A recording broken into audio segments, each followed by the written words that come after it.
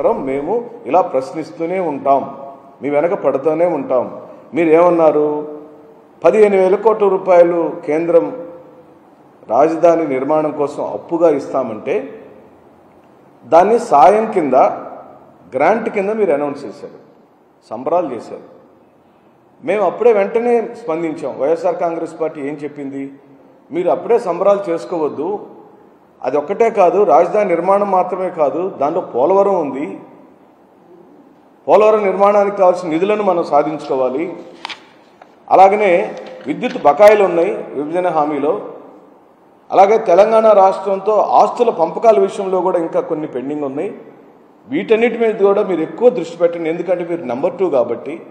ఈ రోజున ఎన్డీఏ ప్రభుత్వంలో మోడీ గారి తర్వాత, నేను చెప్పట్లేదండి, వాళ్ళ పత్రికల్లో వచ్చిన వాటిని నేను చెబుతున్నా, మోడీ గారి తర్వాత అత్యంత ప్రభావశీలి, అత్యంత influenced person in this country Shri Nara Chandrababu Naidu garu. అది జగమెరిగిన సత్యం.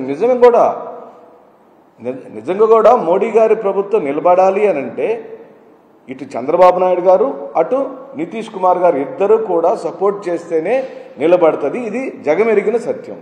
అలాంటి పవర్ఫుల్ పరిస్థితుల్లో చంద్రబాబు నాయుడు గారు ఉండినప్పుడు రాష్ట్రానికి హక్కుగా తీసుకురావాల్సిన పోలవరం నిధులైనా, మరి రైల్వే జోన్ అయినా, స్టీల్ ఫ్యాక్టరీ అయినా, పోర్టు అయినా, రాజధాని నిర్మాణానికి కావాల్సిన నిధులను అయినా, రెవెన్యూ డెఫిసిట్ అయినా సాధించుకోవడంలో ఇంక భయమేముంది? ఖచ్చితంగా ఆయన సాధించాల్సిందే, సాధించి తీరాల్సిందే.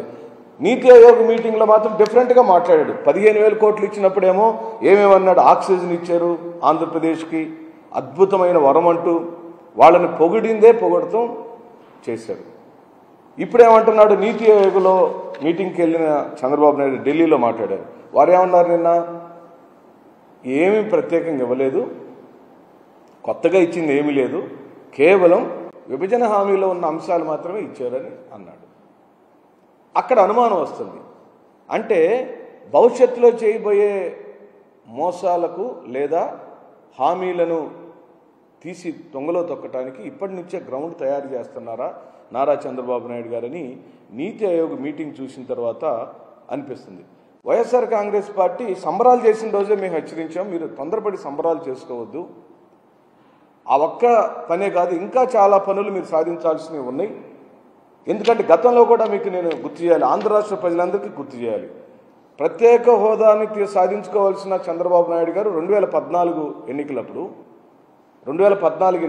మోడీ గారు, చంద్రబాబు నాయుడు గారు, పవన్ కళ్యాణ్ గారు చేసిన ఎన్నికల ప్రచారంలో ప్రధానంగా వారు చెప్పిన హామీలన్నీ ఇప్పుడు మళ్ళీ రిపీట్ చేశాడు. 2024 ఎన్నికలలో ఏ హామీలు అయితే చెప్పారో 2014లో హామీలే చెప్పి అధికారంలోకి వచ్చారు.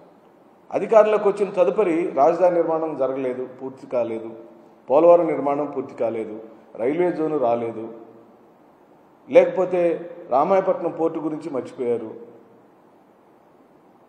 స్టీల్ ఫ్యాక్టరీ గురించి పూర్తిగా మర్చిపోయారు, ప్రత్యేక ప్రాంతాలకు, వెనుకబడిన ప్రాంతాలకు ప్రత్యేక సహాయానికి సంబంధించిన హామీలు అమలుపరచలేదు.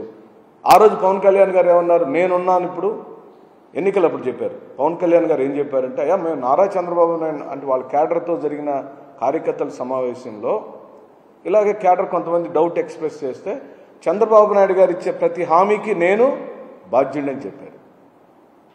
ఇప్పుడు వారు ఉప ముఖ్యమంత్రి స్థానంలో ఉన్నారు. వారు కూడా దీని మీద స్పందించమని మేము కోరుతున్నాం. ఎందుకంటే ఒక ముఖ్యమంత్రి గారు, ఒక ఉప ముఖ్యమంత్రి గారు, మీ ఇద్దరు కలిసి, మోడీ గారు ముగ్గురు కలిసి ఇచ్చిన హామీల విషయంలో ఈ విధమైన మార్పులు చేర్పులు జరుగుతున్నప్పుడు నిన్న వారు ఏమన్నారు? అసెంబ్లీలో ఏం మాట్లాడారు? సూపర్ 6 గురించి ఏం మాట్లాడారు? ఆయనే చెప్పారు, ఎన్నికల హామీలను ఇచ్చేటప్పుడు ఏ రాజకీయ పార్టీ అయినా క్షుణ్ణంగా అధ్యయనం చేసి ఇది నేను మాటిస్తున్నాను, రేపు ఎన్నికలైన తర్వాత నేను అధికారంలోకి వస్తే చేయగలుగుతానా లేదా అని తర్కం చేసుకుని ఆయనకున్న సమూహంతో లేదా ఆయన ఆర్థిక మేధావులందరిని కూర్చోబెట్టుకుని ఒక క్రియాశీలకమైన నిర్మాణాత్మకమైన చర్చ చేసుకుని వాళ్ళు ఎన్నికల హామీలు ఇస్తారు.